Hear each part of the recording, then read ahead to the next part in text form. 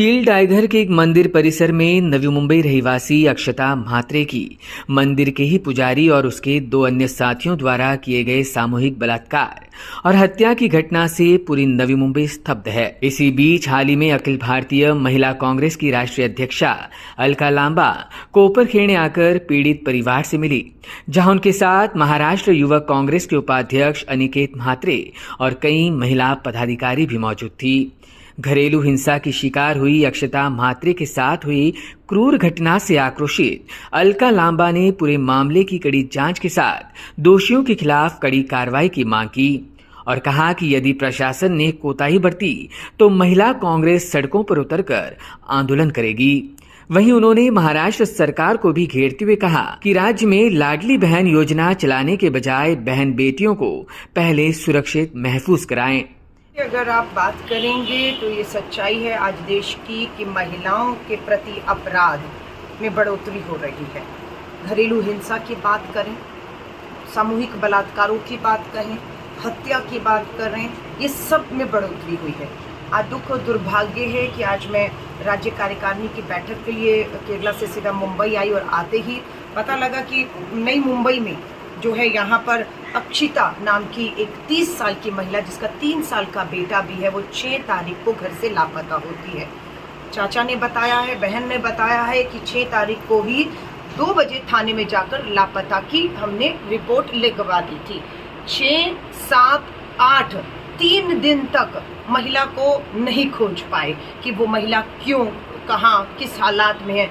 अगर वो पहले खोज ली गई होती तो शायद वो हमारे बीच में सही सलामत और जिंदा होती, लेकिन खोजबीन में कहीं ना कहीं लापरवाही बरती गई।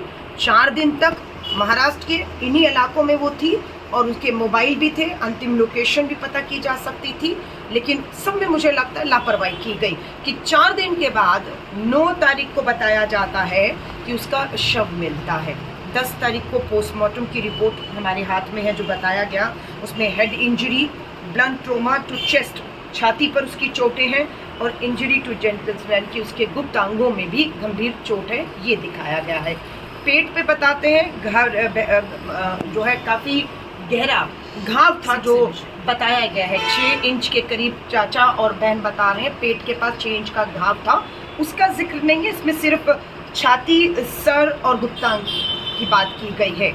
खबर ये है कि 3 लोगों को, मुझे नहीं मालूम, मेरी बात नहीं हुई है, लेकिन जो खबर है जिसको मैं अभी जिसकी सच्चाई नहीं बता सकती, पर यह कहा गया कि एक सामूहिक बलात्कार हुआ है, मंदिर के आसपास हुआ है, मंदिर के लोग शामिल थे और हमने उनको, पुलिस ने बताया, अरेस्ट कर लिया है। जबकि परिवार का ये कहना है कि वो लगातार घरेलू हिंसा की शिकार हो रही थी, उनसे पैसे की मांग की जा रही थी, वो बहुत बार अपना ससुराल छोड़ के मायके 2-2 महीने रही हैं, बातचीत हो रही थी, समझाया जा रहा था।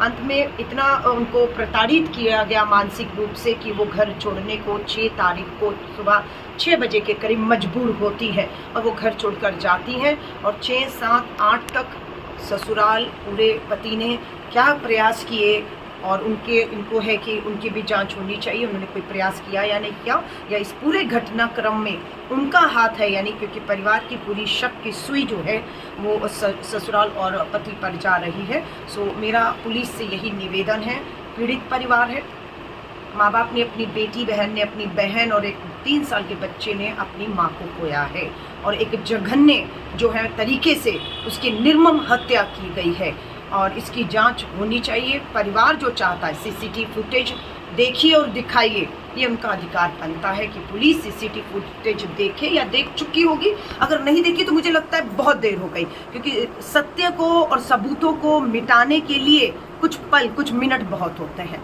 और अगर पुलिस ने समय रहते सीसीटीवी फुटेज, फ़ोन की डिटेल हासिल कर ली होगी तो मुझे पूरा भरोसा है कि अपराध करने वाला अपराधी बच नहीं पाएगा। और कहीं ना कहीं ठीक वैसे ही अगर देर हुई है, जिस तरह से बेटी को खोजने में देर हुई, 3 दिन तक बेटी लापता रही, नहीं खोज पाई पुलिस कि वो कहाँ है, और उसका नतीजा आज हमारे सामने है कि उसकी निर्मम हत्या हो जाती है और बताया जा रहा है कि उसके साथ सामूहिक बलात्कार भी हुआ है।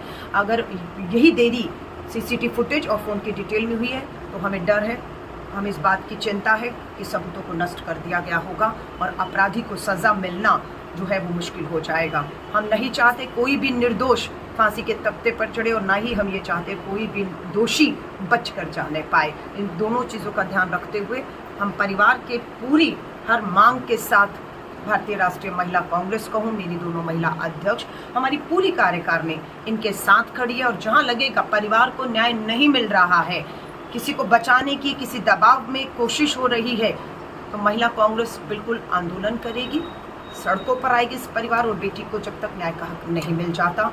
हम इस परिवार के साथ ताकत बनकर खड़े हैं। देखिए, मैं वही कह रही हूँ, ये आपकी योजनाएं, ये घोषणाएं खोखली साबित होती हैं। 9 साल की नाबालिग बेटी के साथ भी, बच्ची के साथ बलात्कार हुआ है, उसकी हत्या कर दी गई है, थाने की घटना है।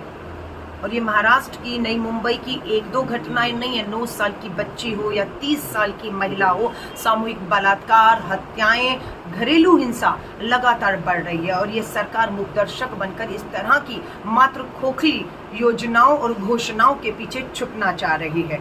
हम इन्हें छुपने नहीं देंगे। जब तक महाराष्ट्र की धरती हमारी हर माँ, बहन और बेटी के लिए पूरी तरह जब तक सुरक्षित नहीं हो जाती, जब तक अपराधियों के मन में खौफ और डर पैदा नहीं हो जाता है, भारतीय राष्ट्रीय महिला कांग्रेस आराम से अब बैठेगी नहीं। आंदोलन करेंगे, सड़कों पर जाएंगे, संसद का, आपका विधानसभा का घेराव हो, मुख्यमंत्री के रास्ते रोकने हो, कानून मंत्री से कहना हो, पुलिस प्रशासन को जवाबदेही हो, हम इन सबको सुनिश्चित करेंगे। महिला कांग्रेस अब सड़कों पर उतरेगी। अब बस, अब बहुत हो चुका है। अब हम नहीं चाहते कि कोई भी नाबालिग बेटी, हमारी बहन, किसी तरह की घरेलू हिंसा, सामूहिक बलात्कार या हत्या की शिकार हो। इसलिए हम देश और समाज के लोगों से भी कहेंगे, पूरे महाराष्ट्र को कहेंगे, ये हमारी और आपकी बेटी और बहनें हैं।